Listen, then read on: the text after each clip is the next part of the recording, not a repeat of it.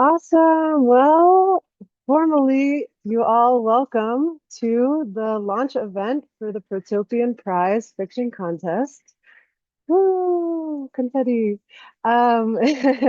It's so awesome to have you all here. Thank you so much for joining. Thank you, Sophie, for the confetti. My name is Val Elefante, and I'm the community lead at Metagov.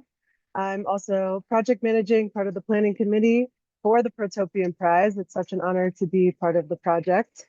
And I'm super, super excited to be introducing our amazing event today, opening up the space. Um, we always open up Metagov seminars with just a little background, especially for a group like this. You might not know what Metagov's about. So I will be brief, but I'm going to introduce Metagov, who's the host of the Protopian Prize in partnership with our sister organization, the Public AI Network. But Metagov is a laboratory for digital governance. We're a digital community. We invite researchers and technologists to come together to build tools, practices, and communities that enable self-governance in the digital age. We're run by 18 esteemed research directors, and we have an incredible community of almost 1,500 folks who are in the Slack channel together, building technology, debating technology. We have a Substack newsletter that we publish that you all are welcome to subscribe to and check out some of the different research projects that we have going on, different ways of getting involved. And we incubate alternative governance structures and processes for emerging technologies, including open source interoperable tools for democratic deliberation, public AI, collective data governance, such as our KOI project, research into standards for DAOs and blockchain, such as DAOstar, and calm technology, amongst other things. So yeah, we're very thrilled to be hosting the Protopian Prize as this kind of innovative technology nonprofit thing that we are. And our sister organization, Public Eye Network, is also a community-driven technology nonprofit that is working to bring about AI as public infrastructure, provisions like electricity, water, roads, libraries, and the internet itself. And so, yeah, we'll get more into kind of some of that, but I wanted to open up the space and invite you all to check out metagov.org is our website, and Public AI Network if you're wondering who the hosts of this prize are. All right. Um, oh, also wanted to say Happy Earth Day. We're thrilled to be launching the Protopian Prize today on April 22nd, Earth Day. Feels like the correct day to be doing this. So that's also a note here. All right, and so today's session, we have about a 20-minute panel. I'm going to be our host, and I'll be inviting each of the planning committee members to share a little bit about their perspective on this contest, on this prize. And yeah, I'm going to start by sharing my screen, and just in case you haven't seen, show off a bit our beautiful website. So let me get that set up.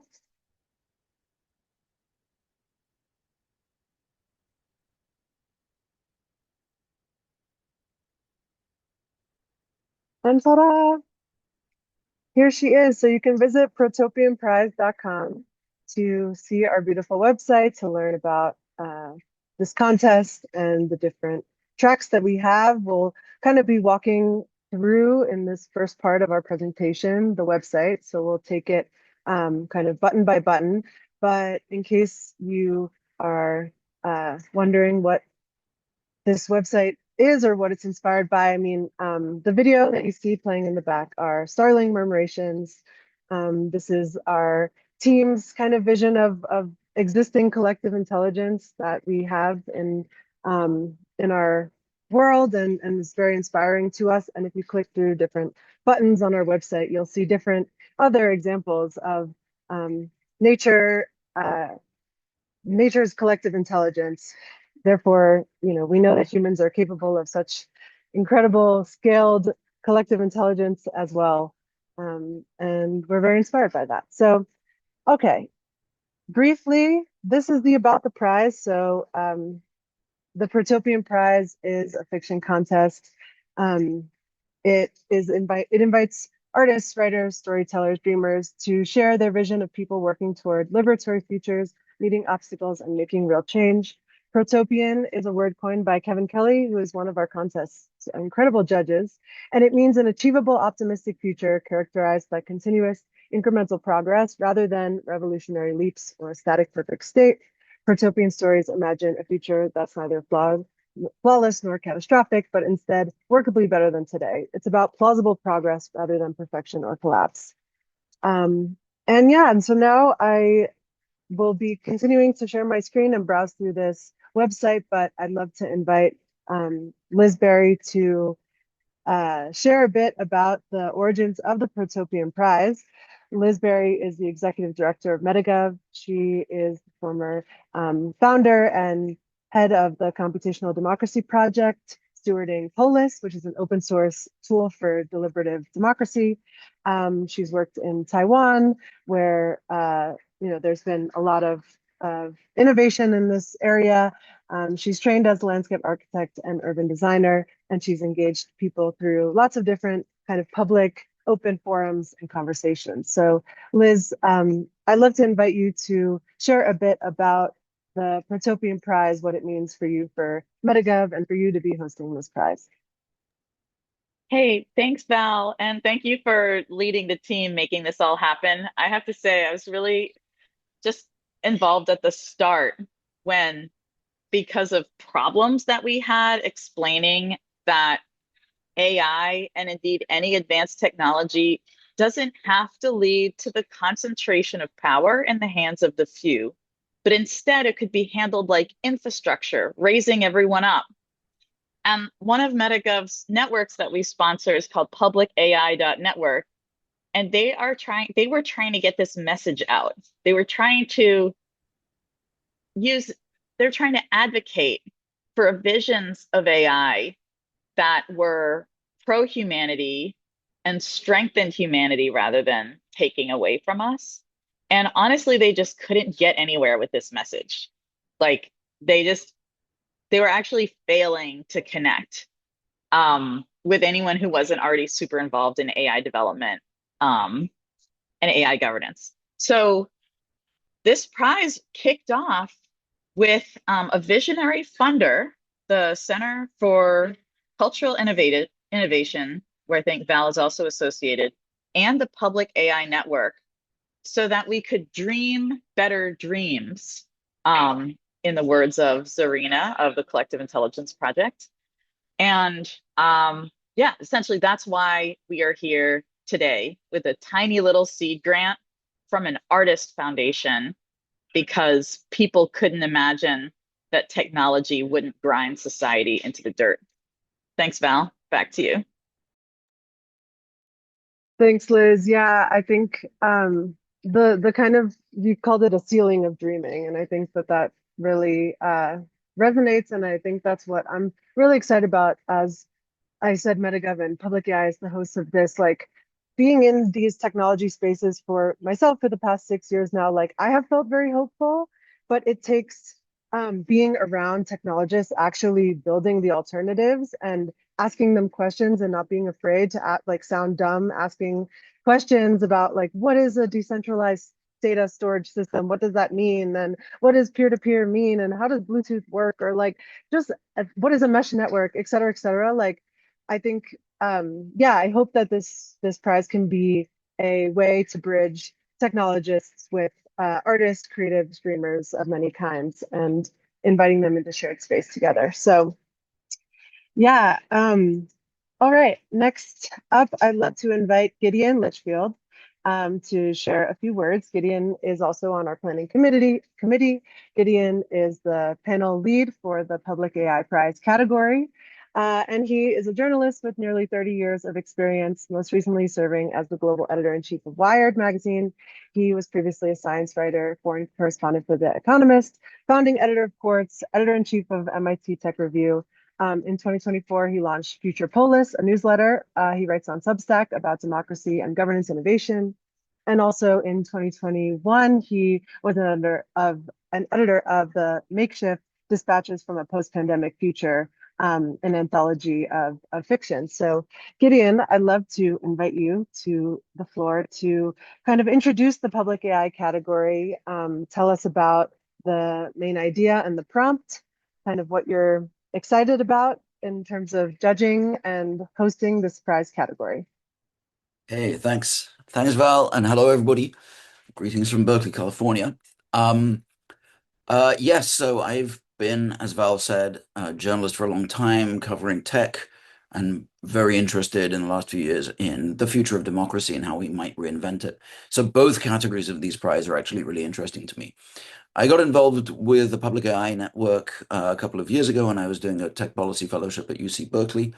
And I got intrigued by the idea that it proposes, which is, what if we had AI that wasn't purely controlled by big corporations, that have, that can withdraw use of their tools, change the prices on them, are very opaque about how the models are trained, and essentially assert a lot of power around that is driven by their own incentives.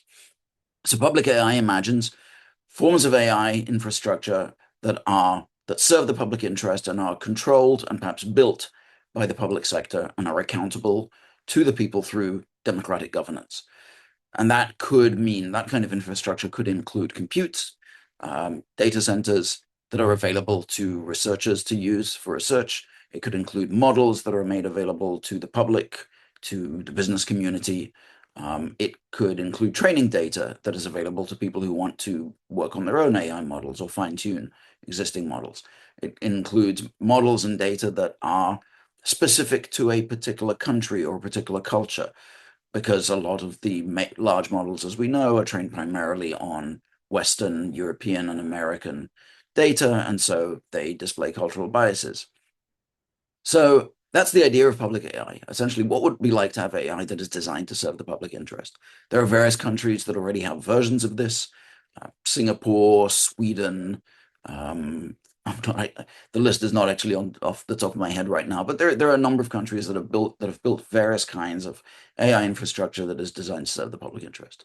So the idea of the Public AI Prize is for people to imagine a world in which AI does serve the public good, in which it's not purely controlled by powerful private companies, but is built to serve society's interests, and create applications that are tailored to what the public needs. And so I'm very excited to be part of this, because I think there's a lot of fear about AI right now. There are these interesting statistics showing that a lot of people like AI applications, but they seriously distrust the AI companies. The approval ratings of these companies are very, very low. And so there's a lot of fear about how AI might be used. So I think there's definitely a need for protopian visions of how AI might serve us better. And hopefully, what we hope to find out with this prize is that people have ideas about what those visions could be. So that's what we're looking for. Awesome. Thank you, Gideon. And I would love if you would introduce the judging panel, the folks that you've invited to be on the panel for judging the public AI category. And you can be, brief with it. They're incredible folks, but if you wouldn't mind, tell us a bit about who they are and why you invited these particular mix of people. That would be awesome. Sure. So we have, for the AI category, we have a great list of judges. And the first one is Kevin Kelly, who is one of the founding editors of Wired Magazine, where I was editor-in-chief nearly 30 years later.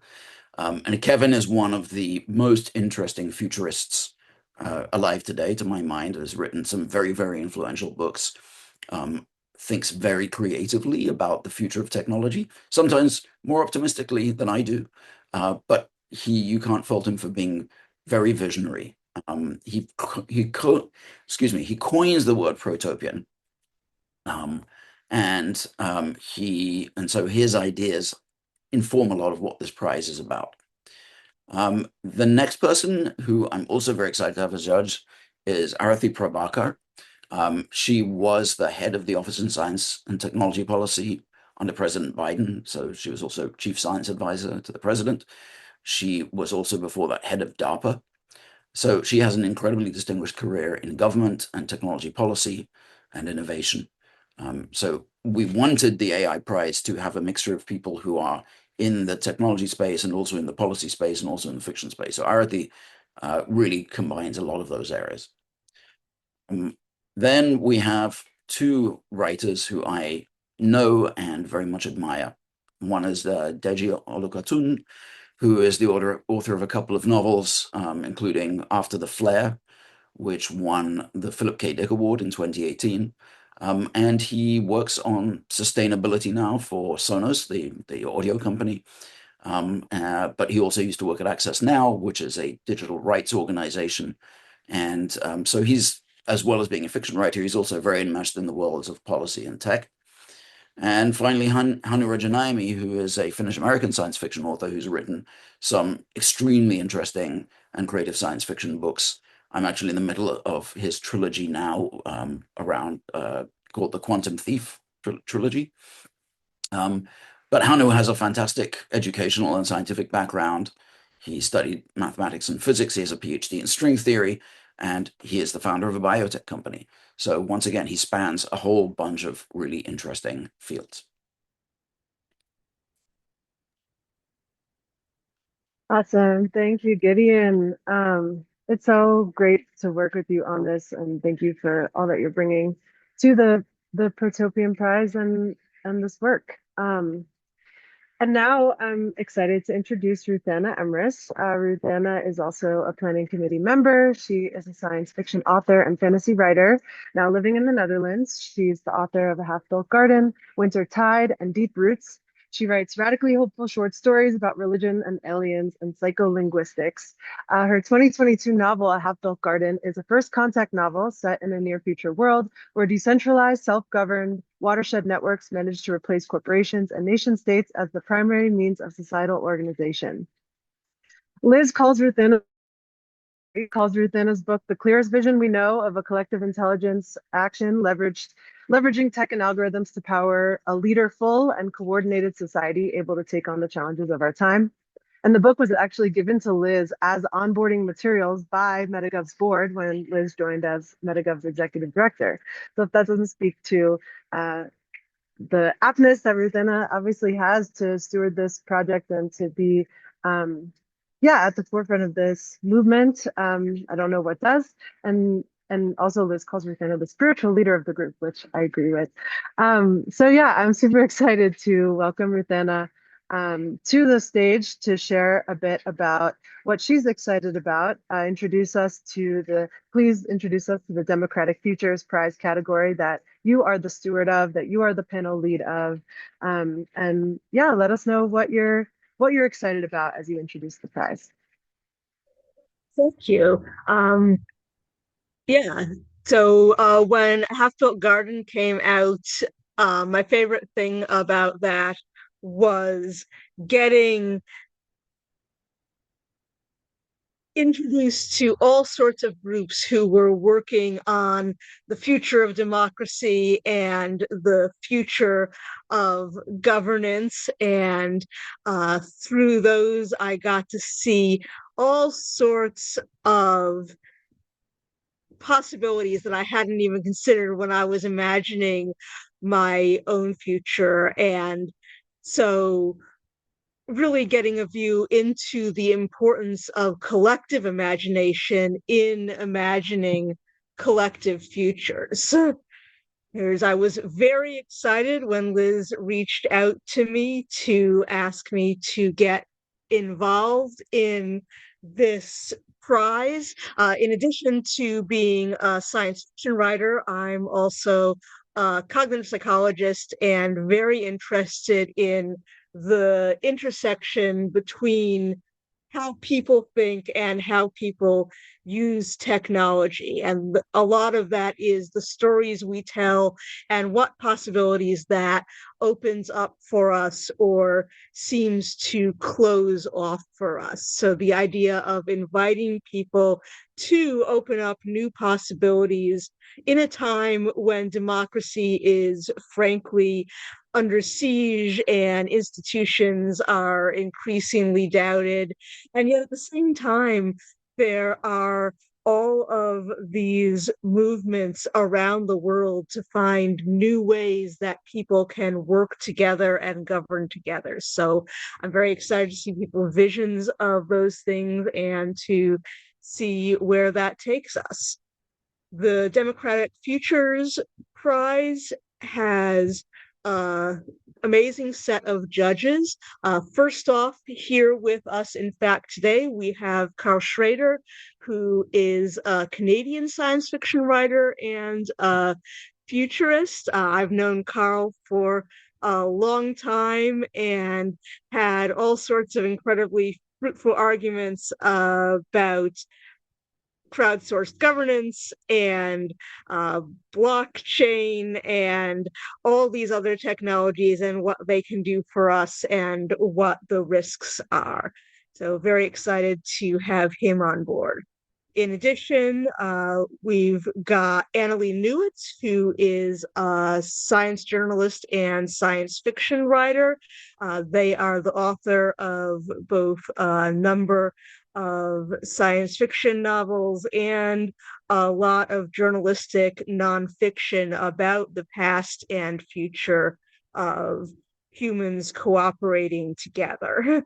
They're also recently the co-editor of an anthology called We Will Rise Again about the future of protest. And so that is something that if you do protest, eventually you're going to get to merge it into governance, and I'm very excited to have their perspective on that.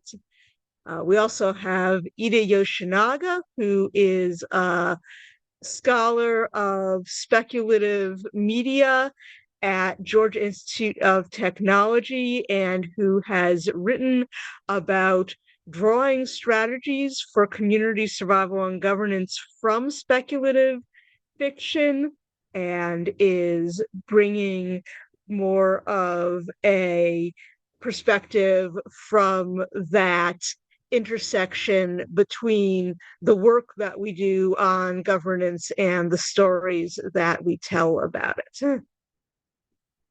And then finally, we have Henry Farrow, who studies international affairs at Johns Hopkins and who is has done long-standing work on the relationship between democracy and information, the international political economy, the ways that democracy can be supported or undermined by economics and by intersections with corporate power. And so he's another person who I have known for a while and have had lots of fruitful conversations with about this stuff, and who is going to bring that political science perspective to our judging. And he is also a longtime science fiction fan and is the first person who at a meeting that was about something else entirely was like, that I loved and caused me to have to juggle my different hats that I was at the time trying to keep separate and am now bringing together for this work. Awesome. Thank you so much, Ruthana, and to all of the judges who have signed on to read the stories that folks submit. It's really incredible to have you as part of this. And now I know Carl is here. If there are any other judges that I didn't see enter, I would love to invite any of you to speak to what you're excited for about this prize, if you so wish. So Carl, if you'd like to. Oh, I would love to. I have been writing directly about sort of next generation governance ever since the famous hieroglyph anthology, which came out back in I believe it was 2013. and was influential enough to get a bunch of us writers invited down to the Obama White House Office of Science and Technology Policy to consult. My story from that anthology is still taught in some universities, so I'm very proud of that. But it got me that and the experience of having a daughter and consequently realizing that I had a responsibility to talk about the near future um, as well, or instead of the far future adventures that I've been writing to that point. Um, Sort of kicked me off onto a role that I've been on ever since. In 2019, I published a novel, Stealing Worlds, which extends governance and what we consider to be a stakeholder from the human world into the natural world, so that nature itself becomes a participant in the governance process. Um, and I'm continuing with a new novel that I've just started to work on brand new ideas that have been inspired by many of the people who are on this panel or in this project. Um, uh, and for me, it's incredibly exciting to see so many people now working on this directly and so many projects going that, uh, 10, 15 years ago uh, didn't exist at all. So I think we're right at the moment of a groundswell. And this is the perfect time to take advantage of that, um, do this work and try and add some momentum and propel us into a future where this kind of um, socially responsible use of technology, shall we say, um, overtakes the current trend that we all know about. So yeah, I'm incredibly excited. I'm really looking forward to reading your stories. Awesome. Thank you so much, Carl. If I missed any judges in the room, there are quite a few folks in the room. So if I missed you, just unmute yourself or ping in chat. But I think if not, then I would love to invite our amazing partners, Locus Magazine, who are here. Bobby, I assume you're here, and if you are, if Yeah. you would unmute and yeah, awesome. We're super excited to partner with Locus Magazine for a few events. If you all don't know them, I'll let Bobby introduce Locus Magazine and Locus Awards, but they're an incredible sci-fi organization that is a legacy in the writer community and world. So we're just really grateful to again be bridging these worlds of communities for technologists or kind of communities of technologists and communities of writers, trying to create overlaps and share space and share visions of the future. So Bobby, I'd love to invite you to the stage to share a bit about Locus Magazine, who you all are, and why you were interested in partnering with little old us at Metagov for some events and regarding the Protopian Prize. Yeah. So yeah, I'm Bobby Johnson. I work with Locus Magazine and we cover science fiction, fantasy, and horror publishing, and have been doing so for about 60 years nearly. So when Locus started in 1968, I think science fiction as a genre had been imagining the future for a few generations, but it still wasn't very respected. It wasn't very celebrated. It wasn't really seen. It was seen as an outlier, the province of outside the mainstream. But what we could see then, which I think has proven true, is that it wasn't just increasing in popularity. It wasn't increasing in cultural influence, but it was also increasing in like a deeper way. It's impacting the ways that society was or could be developing, right? So those ideas that are expressed in science fiction allow us to understand, explore new, different futures. Sometimes they're better ones, sometimes they're worse ones. Oftentimes they're worse ones because stories like conflict. But we sort of thought that this was a super interesting place to explore interesting philosophical discussions or developments without necessarily the costs and risks attached, you know, in an entertaining and interesting way. So our remit at Locus is to promote and preserve fiction in the genre that we love so much, right? To celebrate it, to recognize that these stories are important and the ideas that are inside them can be important and influential, and they're really the canvas that invention or reinvention happens on. They're often inspiring to the people who go and build. They're often like real motivators or definers of something that's going to come down the line. I think we've seen some of that. Well, we've spoken about some of it, and I'm sure we'll see lots of versions of it. But we've seen some of that all happening, right? It's like the things that are happening have been inspired by fiction.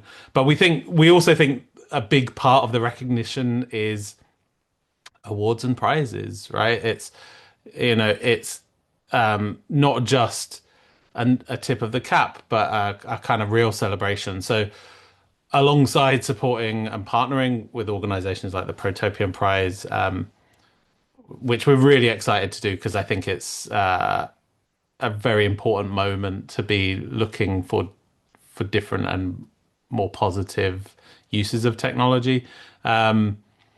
We also run our own annual awards to celebrate the art and the work that goes into making those ideas. So that is voted for by the public and by subscribers to Locus Magazine. And we announced the winners at May 30th, on May 30th at our awards event, which is going to be in Berkeley this year. And we're holding it in partnership with the Bay Area Book Festival. And we'll also have a panel discussion that day with the Protopian Prize and some of the folks that we've heard from and talked about today, and really dig in some more into some of these topics. So that's kind of part of this partnership. But I think it's, you know, sort of our fundamental thing is it's really important to draw attention to these topics and to reward people who are thinking in the most interesting and creative ways about them at a time that couldn't feel more important for alternatives.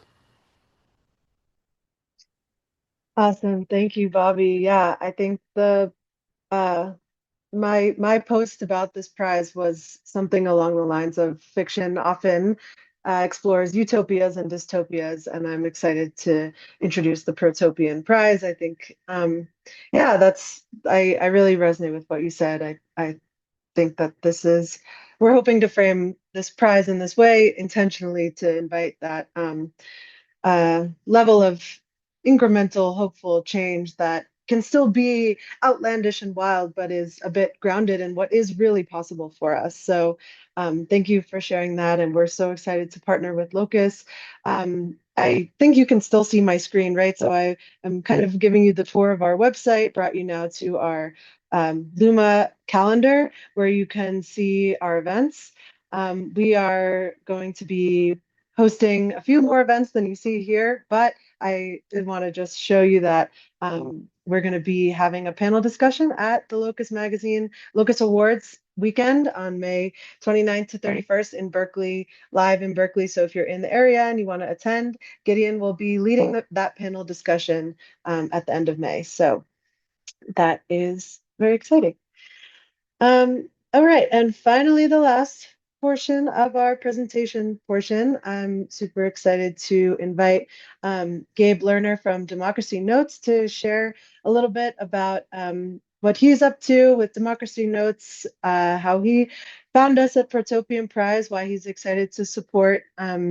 Yeah, Gabe, please share a bit about what you're working on and why you wanted to get involved with Protopian Prize as one of our sponsors and partners.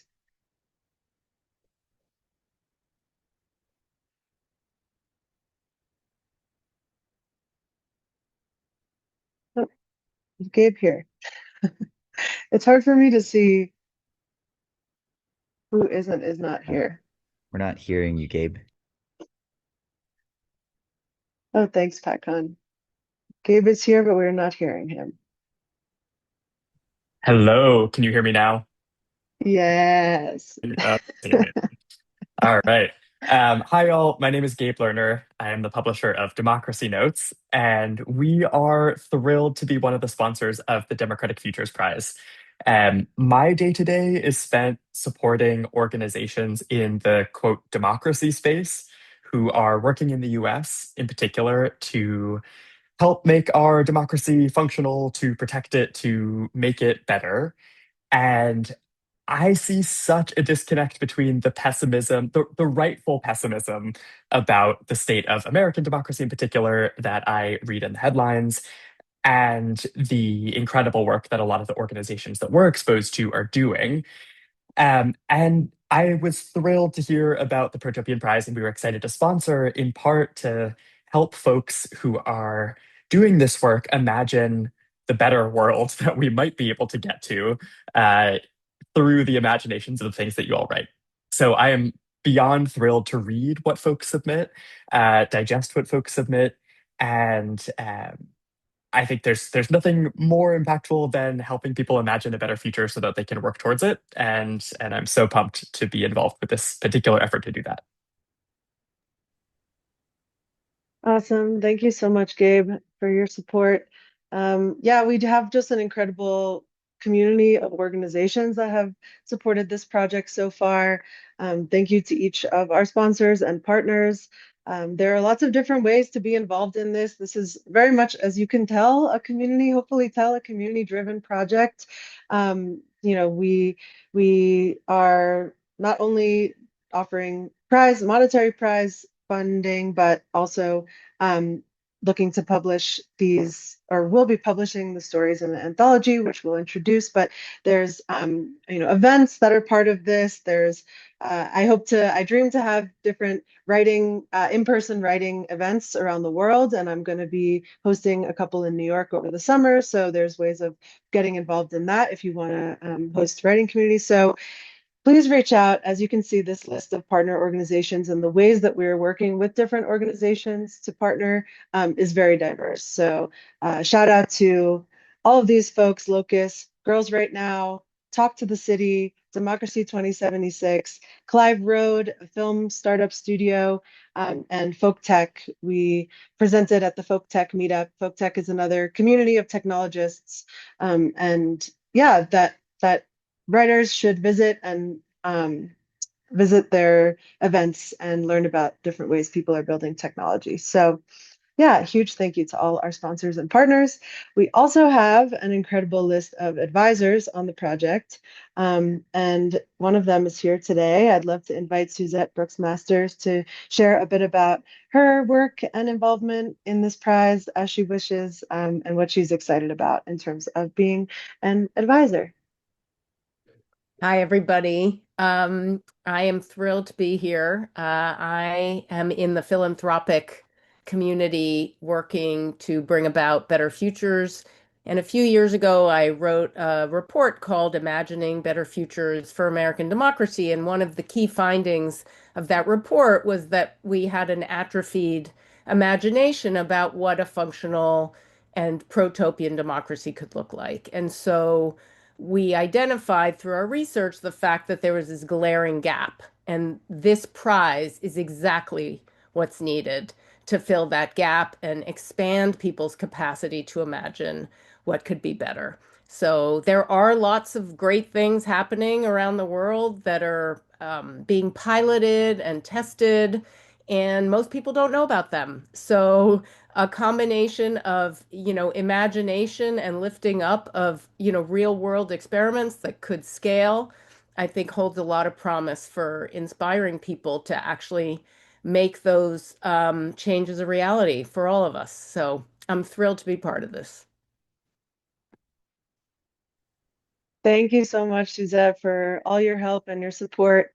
Yeah, it's incredible. The folks who've come on to share Advisors are also, there's lots of different ways of advising. We have folks in, promoting our prize and getting it out to large audiences. We have folks helping us to curate the list of resources for writers that you find on each of the pages and the story prompts, and lots more. So thank you so much to our advisors.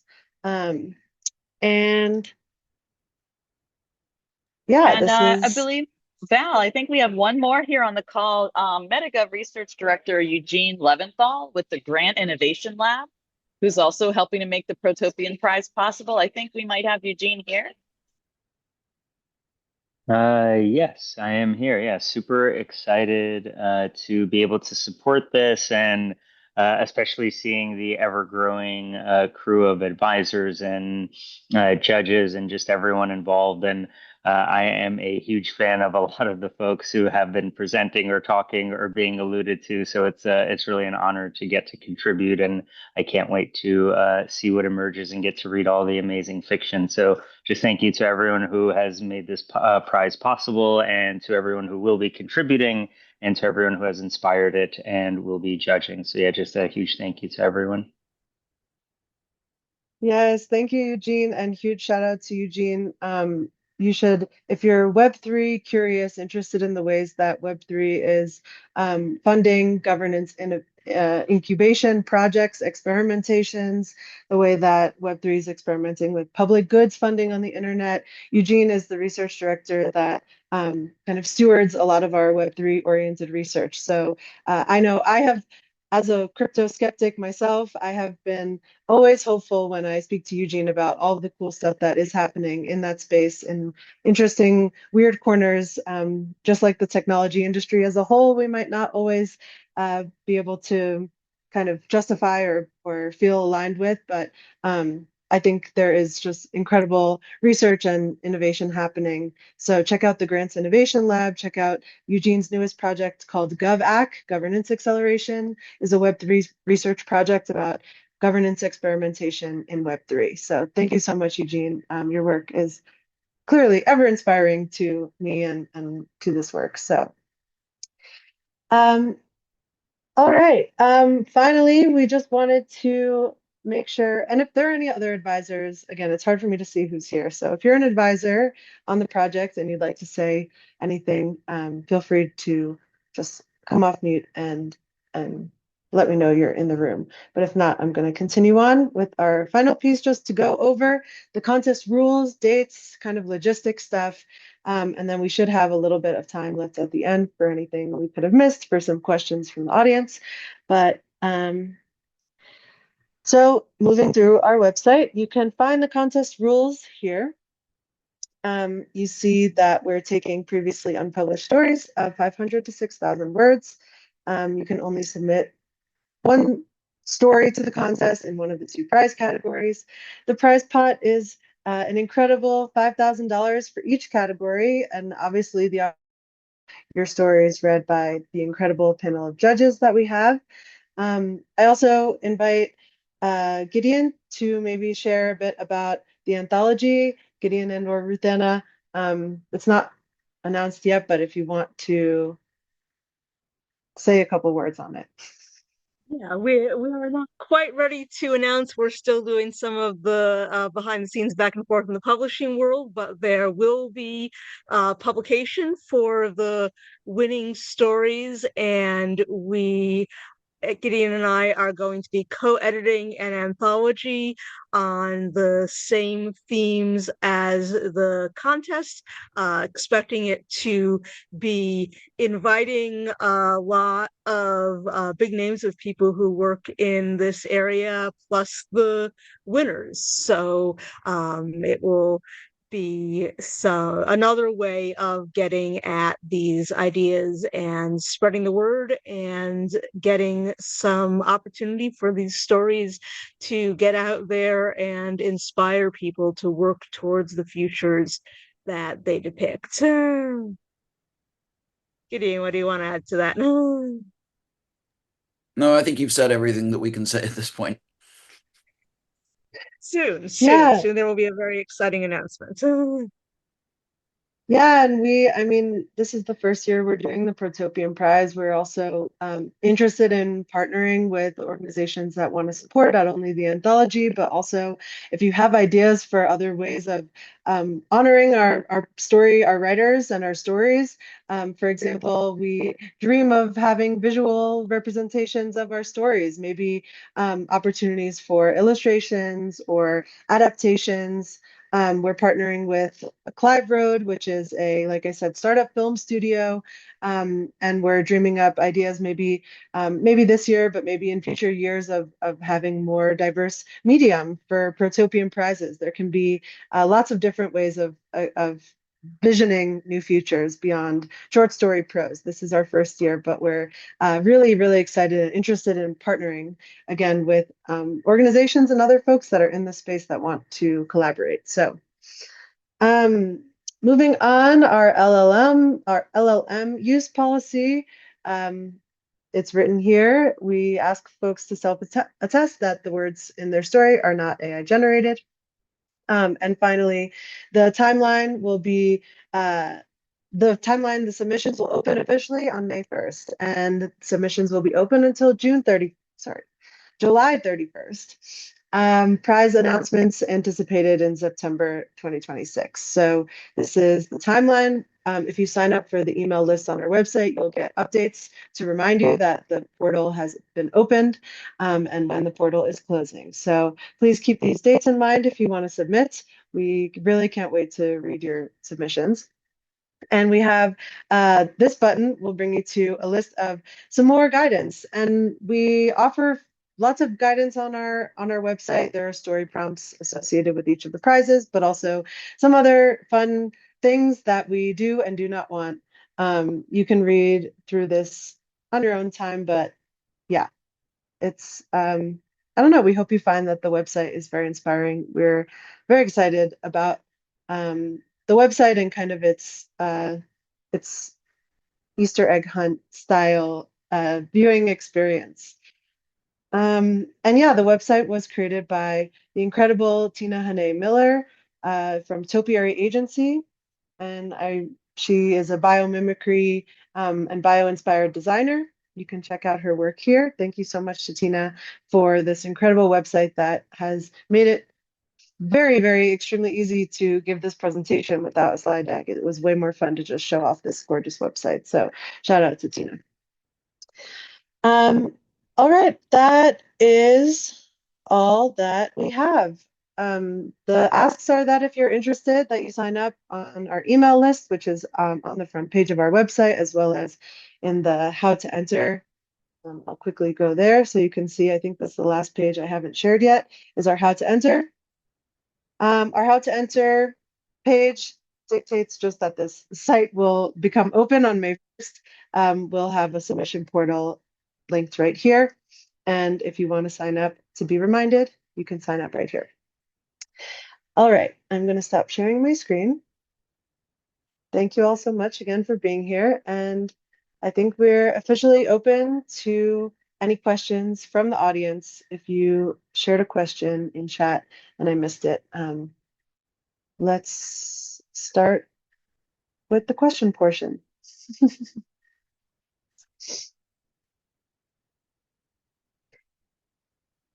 Anyone have a question that didn't get addressed in chat or want to unmute and comment or ask in the call?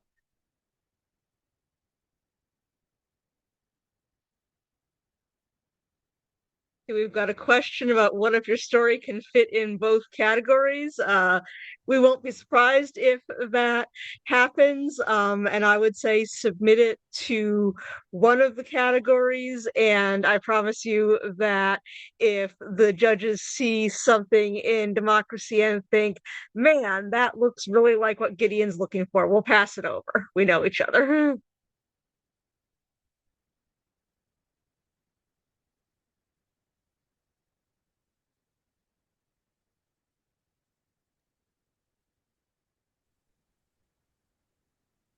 Any other questions?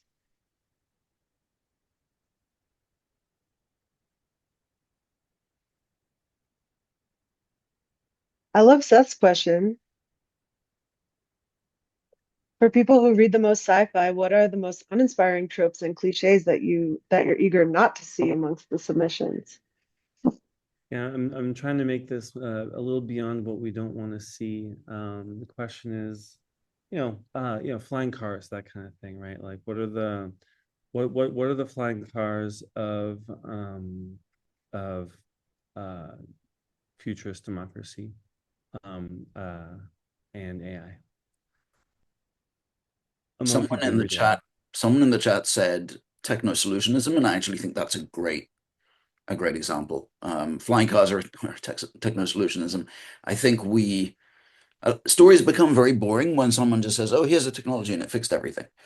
One of the core principles I think that I've adhered to as a tech journalist is the notion that tech is just a tool, and how it gets used reflects the society that it is in, and the power structures of that society. So I think a protopian future isn't simply about, oh, we've built this technology that can do this thing. It's also we've learned how to organize ourselves in such a way that technology is put to good use. So it has to be a very social story as well, a socio-political story, not just a technological story. And similarly, if it is a future that is more democratic because human nature has changed, we're not just looking for everyone goes along with it. We're looking for things that really do engage with humanity in all of the ways that it can be both wonderful and annoying. Yeah, and I also just want to take a second to shout out some of the other folks that are doing similar but different things in the space. Timber is here from I think he just left, but Timber is here from Summer of Protocols. They have a magazine called Protocolized Magazine, and they do short stories that they're sort of stewarding protocol fiction. And I think that's an interesting frame for kind of, they talk about fiction about weird rules. And so that's an incredible project I recommend writers check out if they're looking for inspiration. Another very inspiring project is the Stop Propaganda project that was brought to RightsCon last year in Taiwan by some folks at Fight for the Future, which is a reproductive justice nonprofit. And DWeb, as well as DWeb, another community of technologists in the decentralized or distributed web. I just posted it in chat, but when we're talking about flying cars, my favorite short story from this anthology is called A Charm to Keep the Evil Eye Away from Your Camper Van. It's about self-driving vehicles by Christopher Moscato. And I think it's cool if you're interested in reading this stuff more, writing this stuff more. If you don't write fiction and you want to write fiction for this contest, you are so more than welcome. We want this to feel accessible to folks, not only from kind of legacy writer, author communities, but from technology communities, policy communities, whoever you are, none of these communities, you can still write and submit. And we hope to, inspire something within you to submit. And it's only 500 words. Like, come on. It looks like Steve has his hand up. Yeah, well, so you're kind of hitting on several different things that are an issue for me. Um, this idea of protocol stories are really good. I mean, I'm very, very technical myself, and so the thing I would write would be very technical. I don't want to become boring like classic hard sci-fi becomes boring because it has too many details, but I essentially write papers which are technological solutions that say the social problem will be solved if you use this bit of tech that I have designed. So I can explain that in a paper, but essentially that is, I think, a viable pathway as long as it's not too boring, or is that not the case? Yeah, Steve, I think a lot of your work is super inspiring, and I would be curious to like, hear. I mean, just I think a lot of technologists have like white papers and things like that that describe their technologies very detail oriented, and our I think the Protopian Prize would just invite a little bit more fictionalization to that piece, right? Like, what is it? What's the use case, and build out that world a little bit more. So if you're a technologist who's very tech oriented and you're like, all right, how does what I've already done fit into this prize? I invite you to, yeah, build out a world where your technology wins. And I think that would be more than acceptable. That'd be super inspiring to us as I'll judges. Or, I mean, I'm recommend not a judge, but Carl's story that he linked earlier from the Hieroglyph Anthology as a really good example of a fictional white paper, which I personally found very inspiring. I also want to bring up, we sort of scrolled past it on the rules, but while there are groups like the protocolized folks who are interested in collaborative human AI writing, we are looking for human writing for this. And we would rather have your work with, you know, all of the frictiony imperfect bits that come from it being your work, but we want human visions for this. Rocky Prasad asks, do you want the Protopian in place, or can the characters be trying to make it happen while the current world falls? We actively encourage that sort of thing. We're very interested in stories of the work involved in making a better world. Yeah, also we were asking about things that people don't want. I'm not on the public AI side of this, but I will say that I personally am a hard sell on old school science fictional AI right now. That is an AI that is really, in fact, a person. The things that are raising all sorts of crunchy, messy issues in our world right now are the things that are being called AI, but are not, in fact, people. And that is what I'm more interested in seeing people wrestling with. awesome. Well, thank you all so much for joining us today. We're at the end of the hour, a little over, but again, we're so excited to be launching this prize and bringing it to the world. We hope you'll submit something. We hope you'll tell your friends to submit. We hope you'll write with your friends collaboratively or otherwise, and just, yeah, please reach out if you have thoughts, questions, you want to partner, you want to, I don't know if you have any other questions that come up, but thank you all so much. And I hope you have a great rest of your day. Let's write the story of humanity's future. It's kind of our tagline, so we'll end it with that. And thank you all so much. Woo! Woo! Bye, everyone. Great. Thanks for hosting. All right. Thanks.